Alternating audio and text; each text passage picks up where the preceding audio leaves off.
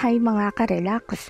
Samahan niyo kami ngayon as we escape the heat and scheduled brownout ng Omeko. We're off to Mounts Iglit, Bako Natural Park, specifically sa may Tamaraw Gene Pool Farm sa Barangay Manaoot, Rizal.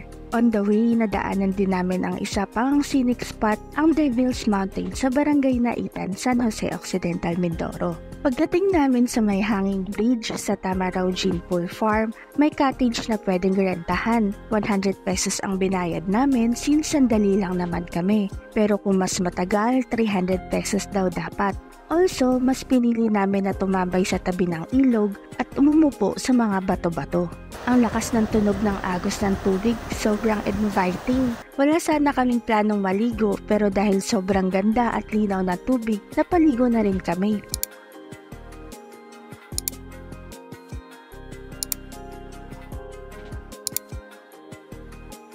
Ang ilog dito ay sobrang linis at malinaw, surrounded by lush green mountains. Sobrang peaceful at perfect para makapagpahinga at mag-unwind and also mag-detox sa social media. Ika nga, a quick escape perfect for mental health. Alam niyo ba na ang Mounts Iglit, Bako Natural Park ay may lawak na 106,655.62 hectares? Sa sobrang lawak nito, sakop nito ang ilang bayan sa Oriental at Occidental Mindoro. Sa Oriental Mindoro, kasama ang Mansalay, Bungabong, Bansud, Gloria at Pinamalayan. Sa Occidental Mindoro naman, kasama ang Sablayan, Calintaan, San Jose at Rizal.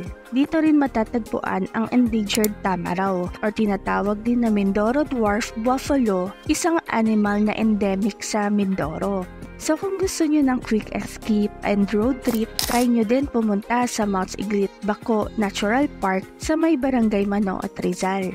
Perfect to relax and recharge. Samantalahin nating bisitahin ang mga ilog at waterfalls during the rainy season dahil ito talaga ang panahon na buhay ang mga anyong tubig na ito. Hanggang sa susunod na adventure mga ka-relax!